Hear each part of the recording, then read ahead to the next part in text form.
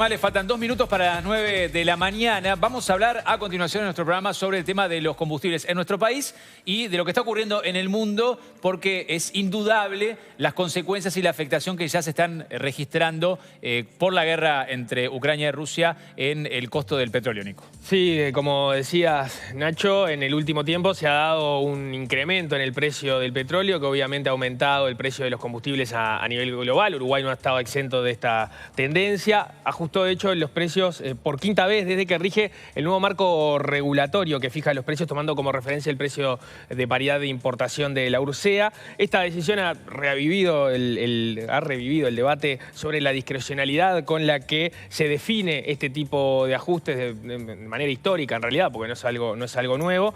Fue además el foco de análisis de un estudio del Centro de Estudios para el Desarrollo que examinó las implicancias del nuevo marco regulatorio que establece la ley de urgente consideración y también lo comparó con lo que venía ocurriendo en las administraciones anteriores. Vamos a profundizar en ese estudio y por eso recibimos aquí al economista Agustín Iturralde, director ejecutivo del Centro para Estudios del Desarrollo. Bienvenido, Agustín. ¿Cómo te va? Muchas gracias, Nicolás. Muchas gracias a todos por la invitación. Bienvenido una vez más. Bienvenido. Capaz que conviene arrancar por lo general. El escenario global indica que el precio del petróleo está al alza y la incertidumbre es grande respecto a lo que pueda llegar a pasar en el corto plazo, producto, como decía Nacho, de la guerra en Ucrania. ¿Vos cómo venís siguiendo este tema? ¿Qué es lo que se puede decir en un marco de tanta incertidumbre, justamente?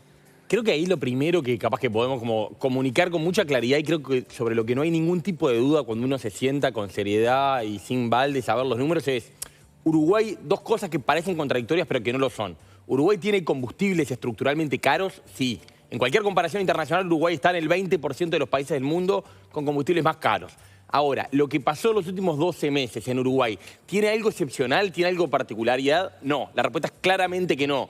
De hecho, los aumentos en Uruguay estuvieron en línea, estuvieron algo por debajo de lo que pasó en el resto de la región, estuvieron un poquito por arriba de lo que pasó en Europa, están en línea con lo que está pasando en todo el mundo. Veníamos de un proceso largo de aumento de los combustibles por varios motivos, por temas de la oferta que se venía restringiendo en algunos lugares, por algunas tensiones, y obviamente lo que está pasando entre Rusia y Ucrania con los precios de la energía, en particular es el gas lo más afectado, pero eso desparrama para todo lo que es los recursos energéticos, lo ha disparado a una escalada que viene de a $10 por día y que nadie sabe si es un pico y va a rebotar, si va a ser una meseta, lo que sí es claro es que vamos a un proceso largo de petróleo caro. El petróleo hoy está mucho más caro del que tomó la URSEA para su último informe ya. Entonces, incluso aunque bajara, seguimos teniendo problemas en Uruguay de qué vamos a hacer el mes que viene. No cambia la evolución, como decís, que viene disparándose todos los días, pero la última medida que toma ayer Estados Unidos, cuando dentro de las sanciones incluye también no comprarle combustibles fósiles a Rusia, ¿también empuja al alza este precio o no necesariamente influye? Sin duda, creo que el principal costo que Europa, sobre todo, y ahora en menor medida Estados Unidos, parece que están dispuestos a pagar, es una energía muy cara en Europa. Esto es una discusión. Cualquier país del mundo puede hacer este ejercicio, pero cualquier país de Europa en particular, agarrar Google, poner Francia, aumento de la energía, España, aumento de la energía, y van a ver discusiones políticas, mal humor, manifestaciones, políticos quejándose, y en Europa realmente esto se fue a las nubes y están recién saliendo del invierno, ¿no? Ahora estaba leyendo que Josep Borrell le pedía a los europeos que bajaran la calefacción. Que bajaran la calefacción. Lo que pasa es que, claro, la dependencia que tiene Europa de Rusia para el suministro de gas, sobre todo, y principalmente Alemania, o sea, si Europa deja de comprarle gas y energía a Rusia, no solo las casas de las personas se van a ver muy afectadas, sino que la industria, ¿no? La actividad económica, y eso indudablemente repercute a nivel global, y eso en algún momento cae acá también, ¿no? Eso va a caer y cuando vos no tenés gas, empezás a suplantar, y cuando hay una energía que no funciona, volvés a las anteriores, y arriba además hubo algún tipo de sequía, que en Uruguay la generación hidroeléctrica, que es la principal, tuvo una merma y UTE tuvo que empezar de vuelta con algunas cosas más fósiles.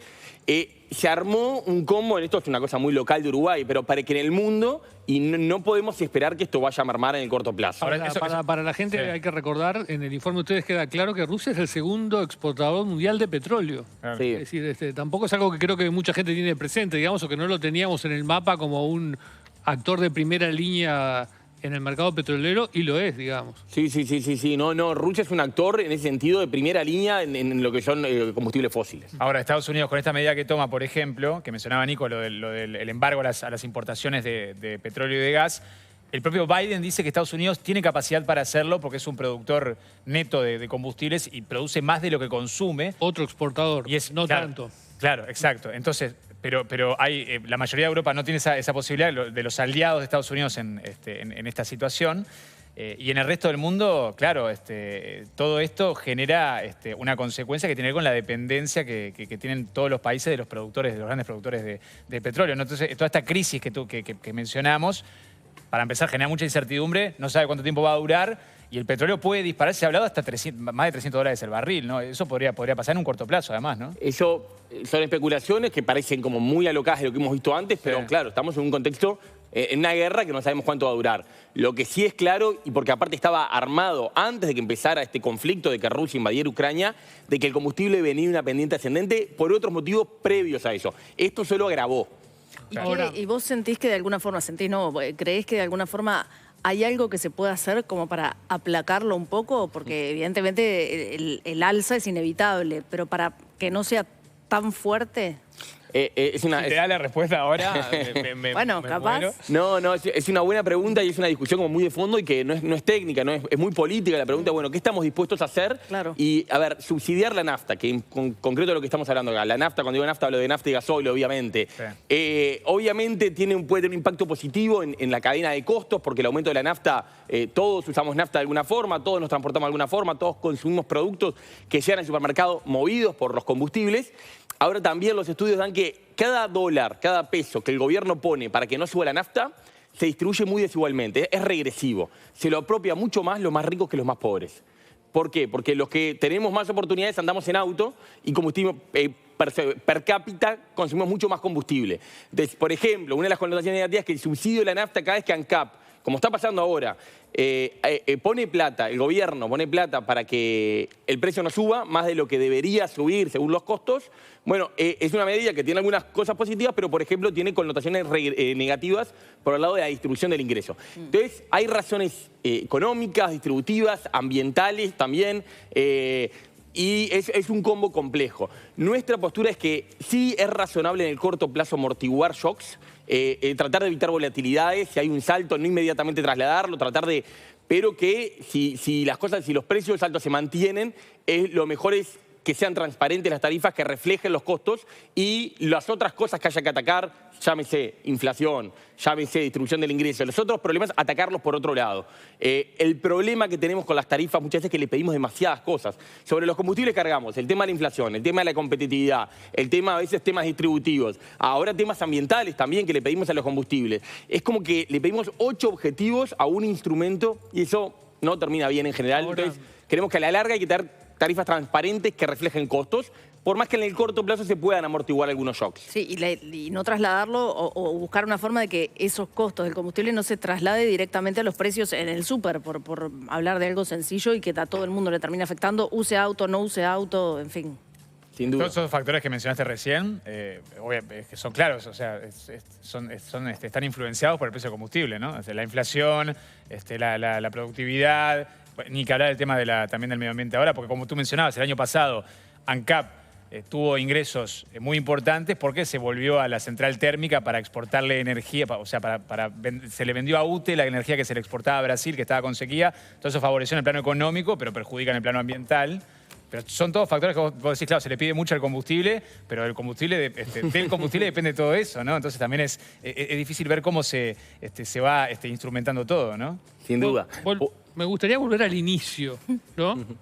Perdón, capaz que querías contestar algo. Sí, quería No. reflexionar sobre eso que te planteas. Es así, pero por eso yo creo que hay que tener tarifas que a la larga sean transparentes, reflejen costos, no tengan sobreprecios. ¿Ahora no son transparentes? Creo que el gran aporte de la LUC, que no tuvo ningún impacto con respecto a que suba o baje el combustible, sí mejoró este artículo que votaron todos los partidos, mejoró la calidad de la discusión.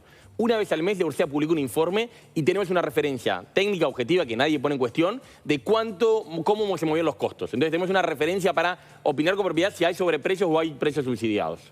Bien. Volviendo al inicio, decíamos, por un lado, estos aumentos últimos son producto de una circunstancia mundial y están ocurriendo en todos los países. Pero decíamos también, tenemos unos combustibles caros en que aparecemos siempre en el tope de la región y en el 20% más alto del mundo, y eso viene de antes. Ahora, viene de antes, pero no hemos logrado... había una promesa de incidir sobre eso y que eso bajara. No pasó. No, claramente... Estamos igual. Claramente no pasó y lo que muestra el informe, que nosotros el informe, el principal hallazgo creo que tiene es, a los últimos 12 años y a partir de este famoso PPI, trata de mirar en cada combustible cuándo hubo sobreprecios y cuándo hubo precios subsidiados. Creo que la principal conclusión es que los precios del combustible han sido muy inflexibles a la baja. Cuando el petróleo bajó, cuando el petróleo subió, claro, los políticos entienden bien que no me queda otra que ajustar. Cuando el combustible bajó, no hay una demanda, cuando el petróleo bajó, perdón, no hay una demanda social de bajame la nafta.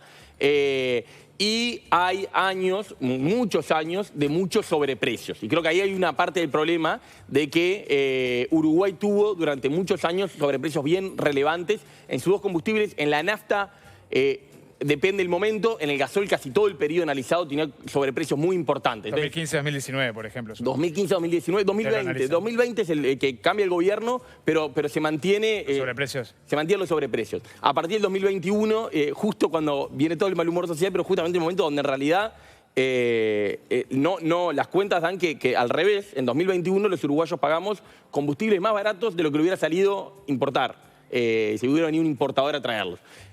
Claro, ahí está. Ese es un punto importante a dejar en cuenta. Los combustibles de Uruguay son caros, pero en el último tiempo, en términos con la región, no se han comportado de manera tan distinta, pero si lo miramos respecto al precio de paridad de importación, como vos decías al principio, ahora han estado subsidiados y lo que ustedes encuentran es que sobre todo en determinados periodos, porque no se comporta siempre de la misma manera, había un sobreprecio importante en relación al precio de paridad de importación que se calculaba en el momento.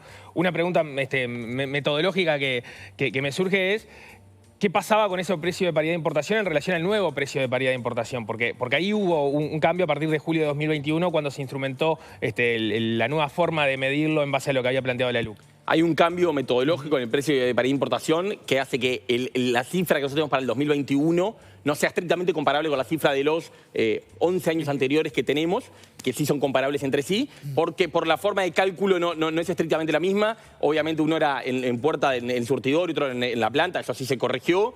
Creo que no cambia, es evidente que no cambia el grueso de la foto, y es que, por ejemplo, en el periodo 2015, 2019 tenemos 1.780 millones de dólares más pagamos los uruguayos arriba de lo que hubiera salido importarlo. Sin contar y todo eso arriba de combustibles que ya tienen una carga tributaria importante y que nadie está discutiendo, ¿no? Ahí va. Bueno, a eso iba, digamos, porque capaz que otros países tenían muy ajustado el precio, entonces, bueno, le sube la materia prima, no tienen más remedio que trasladarlo ya, porque, bueno, estaba ajustado. Pero nosotros no tenemos margen para para tocar otras cosas que no tienen nada que ver con el precio del combustible. Tenemos margen, Leo. La respuesta ahí, hay dos preguntas que son muy incómodas para la sociedad, pero que son. Una, el tema de los impuestos. Estamos dispuestos, se recauda por combustibles 1 punto de PBI por año de impuestos. O sea, es un gran recaudador. Nadie maneja soltarlo. Y ahora se agrega de que la tendencia internacional es a que hay que gravar los combustibles por motivos ambientales. Y Uruguay, hábilmente, yo creo, transforma una parte del impuesto. Nosotros ya aplanábamos a impuestos la nafta.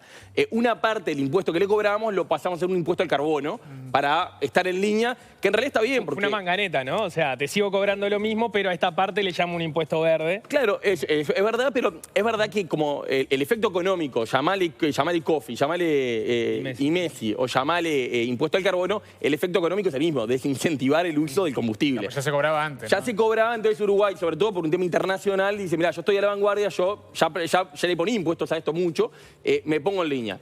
Nadie está discutiendo eso. Y lo otro que es muy incómodo es el famoso factor X, el famoso sobreprecio, que son menos de 3 pesos, o sea, no es el grueso, pero también, a ver, cada vez que alguien dice, bueno, ¿qué tal si modificamos cómo hacemos el subsidio del supergas, que es el principal, son 2 puntos y pico, casi 2 pesos de los 3. Arde Troya. ¿Qué pasa? ¿Cómo hacemos con el Portland para plantearlo de una forma? Arde Troya. Entonces, Ahí creo que el sistema político no tiene ni la decisión para hacer una cosa, la sociedad quiere combustibles baratos, pero tampoco parece estar dispuesta a pagar el costo de soltar otros negocios de ANCAP. Pasa que si le sacás el subsidio al supergas, que fue una de las discusiones también más notorias del año pasado, afectás, me parece, y era algo que estaba en debate también, más que nada a las clases más vulnerables y no tanto, como decías vos al Pero principio, hay ¿no? soluciones económicamente factibles que políticamente no lo son. Y por ejemplo, ¿cuál puede ser? Y vos subsidiar, en vez de subsidiar la oferta de Supergas, que tenemos Supergas mucho más barato de lo que cuesta, al 40% más pobre de los uruguayos le das un subsidio en plata por ese monto que le vas a sacar y dejás que suba el Supergas. Claro, eso tendríamos que acostumbrar, supuestamente, distributivamente, le quitas el subsidio al que calienta la piscina, el típico ejemplo que no es el único, pero calienta la piscina con Supergas y a todos los que estamos, no sé, de ingresos del 40% mayor y lo dejás para focalizadamente. Y ahí vos podés decir, bueno, lo tengo más focalizado, económicamente, distributivamente ya está mejor, pero claramente tener que la garrafa de Supergas valga, no tengo en la mente el precio, pero es algo así como 2.000 pesos. Claro. No estamos acostumbrados a eso y no queremos que eso pase. Por más de que me van a dar 3 veces al año un subsidio equivalente, políticamente, cuando alguien lo esbozó, ni siquiera fue una propuesta planteada a la mesa, alguien lo esbozó. Vas a tener que identificar a toda esa población, tenés que focalizarla, tenés que darle ese subsidio que mencionás vos, también ver cómo se instrumenta, esas cosas tampoco son fáciles, acá llevan tiempo. Pero mira que hoy en día todo lo que es transferencias, con lo que es las asignaciones familiares, la tarjeta del MIDES, mirá que tenemos... ¿Vos decís que se podría hacer de manera fácil? Se podría hacer, creo que y no digo que políticamente no es viable como, es importante que sea políticamente viable, que socialmente la gente lo acepta. Por algún momento no es viable y es un factor importante. Yo no creo que solo importa que económicamente los números cierran mejor así.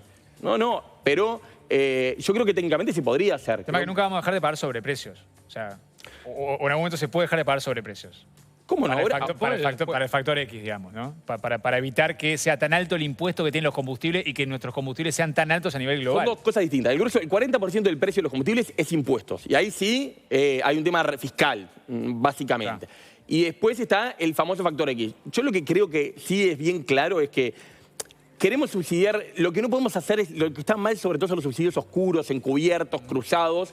Pagamos, cuando vamos a echar nafta, subsidiamos el tema de Artigas. Cuando vamos a cargar nafta, subsidiamos el Portland. El Supergas. ¿Queremos subsidiar el Supergas? Perfecto. Esto cuesta $100 millones al año. ¿Creemos que es una política razonable? Bueno, eso tiene que salir de rentas generales. Claro. Liberar los distintos factores que son precios relativos que están muy enturbiados por tantos subsidios cruzados. Entonces, creo que eso sí, claramente es razonable. Si queremos seguir o no subsidiándolo, probablemente es una discusión mucho más costosa y en algunos casos me queda claro que la preferencia política y social es seguir subsidiando.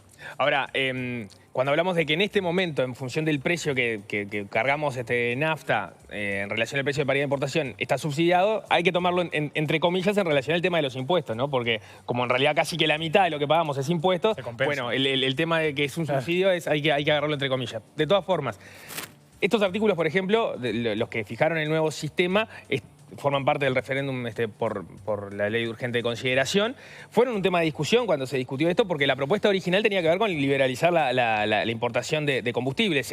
No había apoyos para eso y se encontró esta fórmula de este ajuste cada un mes, cada 2 meses, en realidad, según el texto expreso de la ley.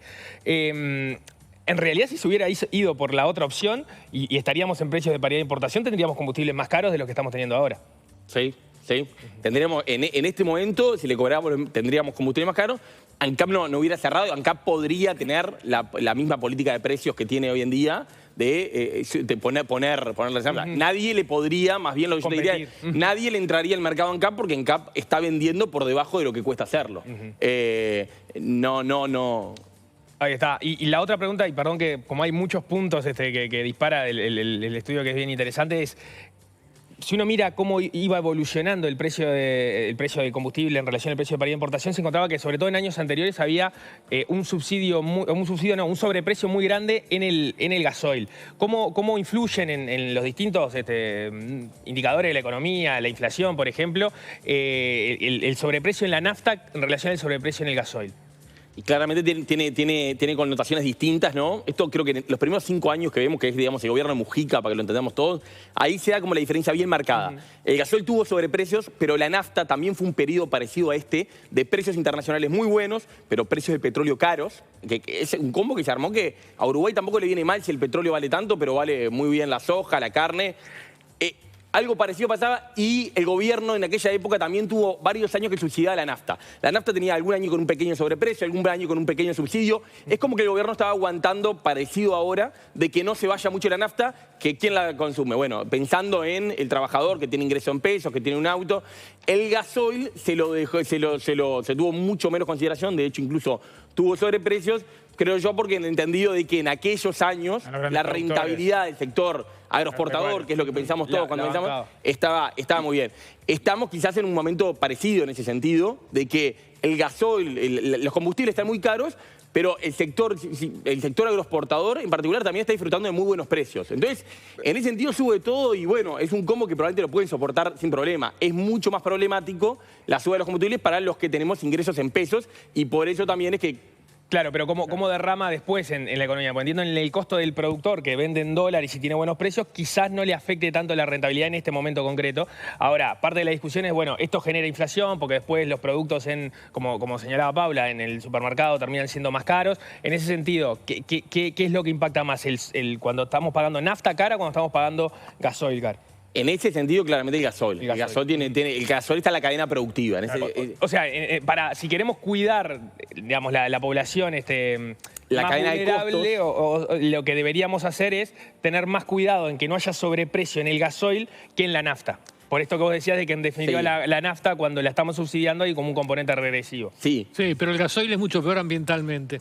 pero el gasoil es peor ambientalmente. Mucho peor. No, Sí. pero Es causa de cáncer. La combustión masiva en gasoil es un problema para el cáncer.